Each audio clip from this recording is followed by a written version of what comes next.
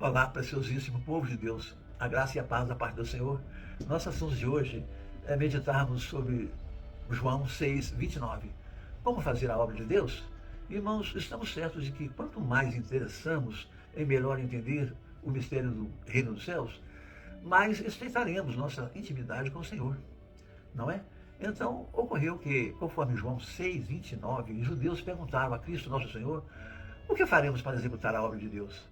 E diante da expectativa de nosso Senhor enumerar uma série de deveres e de como executá-los, ouviram simplesmente uma resposta frustrante a essa expectativa. A obra de Deus é essa, que creais naquele que o Pai enviou. Amados, conforme sabemos, 2 Tessalonicenses 5:23, o homem é corpo, alma e espírito. E essa natureza tricotômica é individualizada, em que o corpo, devidamente nutrido, cresce. Quanto à alma, como sede do poder mental, vontade e emoções, também produz frutos. Quanto ao espírito do homem, com letra minúscula, este volta para Deus, se com o Espírito Santo tiver havido o nascer de novo, pela água e pelo Espírito, conforme João 3:5. Então, essa alma é salva pelo Espírito. Mas, do contrário, sem se unir a Deus, a condenação é certa, conforme João 3:18.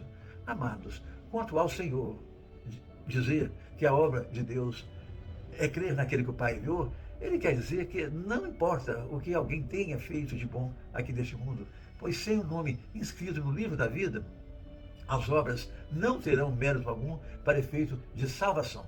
Assim, enquanto os que creram, esses não enfrentarão julgamento, nem a segunda morte, conforme João 3:18, pois serão ressuscitados no último dia, conforme João 6:39. Mas, ao contrário, quanto aos que não creram, esses já estão previamente condenados, conforme João 3:18.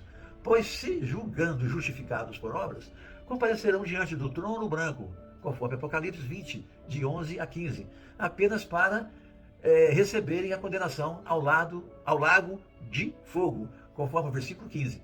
Pois sem o nome inscrito no livro da vida, as obras não os pouparão da segunda morte, conforme o versículo 14. Então, por isso, Cristo nosso Senhor disse que a obra de Deus é crer naquele que o Pai enviou, como condição indispensável da salvação. Amados, considere o quanto crer é muito mais importante do que obras. Dimas, conforme Lucas 23:42, aquele ladrão que foi crucificado ao lado do Senhor, foi salvo em seus últimos suspiros, independente de qualquer obra, apenas por ter crido. Aliás, para exemplificar quem confia em si mesmo, como já justificados por obras, eis essa parábola, conforme Lucas 18, 10 a 15. Um fariseu, cidadão zeloso de suas obrigações, se vangloria perante Deus como justo, que não adultera, que não mata e não rouba, como um trabalhador bem-sucedido.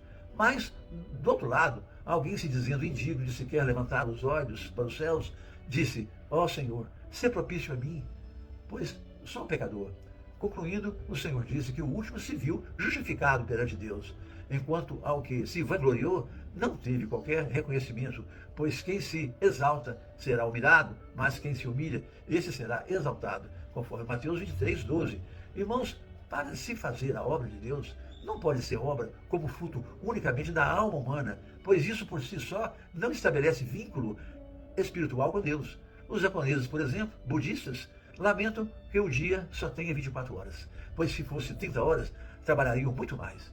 Nossos pais nos educaram para o trabalho, para não colhermos dissabores, garantindo prosperidade futura, como também não aborreçam vizinhos, porque não é bom ter vizinhos inimigos. Obedeça às leis e sejam honestos, para não ter problema com a polícia e com a justiça. Assim temos que, quando participamos de obras sociais, gostamos de reconhecimento para a nossa própria vaidade, ou até para ser lançado como político. Enfim, ser bom apenas pelo lado bom da vida da alma nos envaidece e não tributa reconhecimento perante Deus.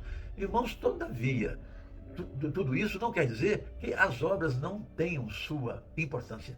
Mas convenhamos que uma coisa é produzir boas obras como servo do reino dos céus.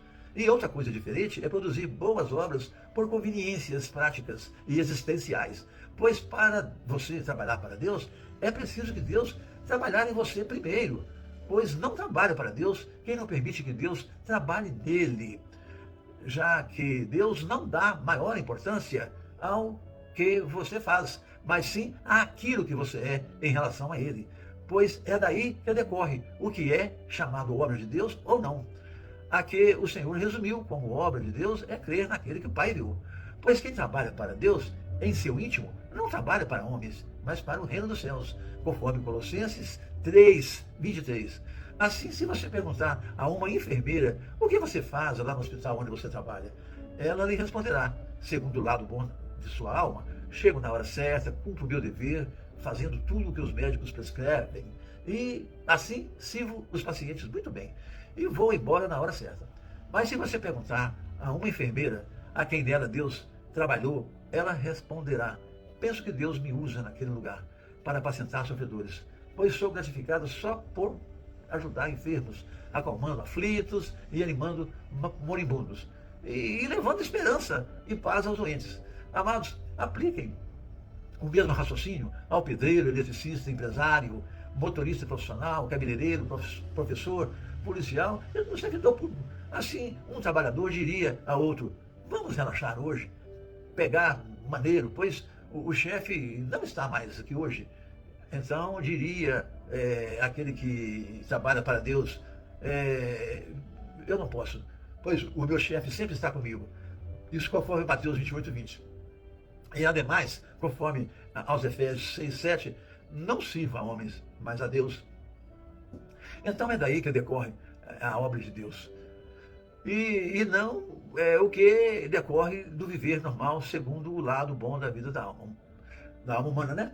Amados, nessa reflexão, não estamos desprezando a importância das obras para a salvação, mas apenas concluindo que a obra de Deus é o efeito da fé, e não um substitutivo dela, pois a obra serve até para nos avaliarmos sobre como está a nossa fé, tal como muito bem resumiu o apóstolo Tiago, em Tiago 2,14. A fé sem a obra é morta. Pois sabemos que nossa verdadeira fé nos transforma dia a dia em novas criaturas e de obras boas, né? Cada vez mais conformados ao caráter de Cristo Jesus. Pois conforme 1 Coríntios 2:16, temos que ter a mente de Cristo. Como também, conforme Romanos 8:9, quem não tem o Espírito de Cristo, este tal não é de Cristo. Assim lembremos, por exemplo, como boa obra, Mateus 25, de 31 a 46, que todas as vezes que atendermos ao apelo de um mendigo, alimentarmos um faminto, agasalharmos quem está nu, ou visitarmos presidiários ou hospitalizados, foi a Cristo que o fizemos. Mas, ao contrário, cada vez que fomos indiferentes ao clamor de quem nos pede ajuda, dizendo que, no momento eu não tenho, sem cultivar misericórdias no coração, negando solidariedade aos que sofrem, foi a Cristo que negamos. Pois, conforme 2 Coríntios 9:9, distribuir e dar ao pobre é uma justiça divina que permanece para sempre. Irmãos, nossa natureza não está voltada para a bondade e a misericórdia, não. Pois somos entes naturalmente egoístas, como diz o apóstolo Paulo em Romanos 7:18, né? Porque sei que em mim não habita bem algum, pois querer o bem está em mim, mas não o fazê-lo. Contudo, podemos, conforme Mateus 6:33, pedir em oração, buscar um coração misericordioso, mais próximo ao de Deus, e a prosperidade vem e se acrescenta em nossas vidas. Vamos começar por termos sempre dinheiro trocadinho na carteira e no console do carro para dar. Também, se possível, vamos criar ou participar de um grupo de apoio aos que sofrem, pois muitas vezes é exatamente o que nos sobra, o que está faltando aos que sofrem. Fome, frio e desamparo. Amados, nosso objetivo aqui é mostrar pérolas ocultas, maravilhosas que estão no reino dos céus. Então, se você gostou, repasse. Até o próximo vídeo.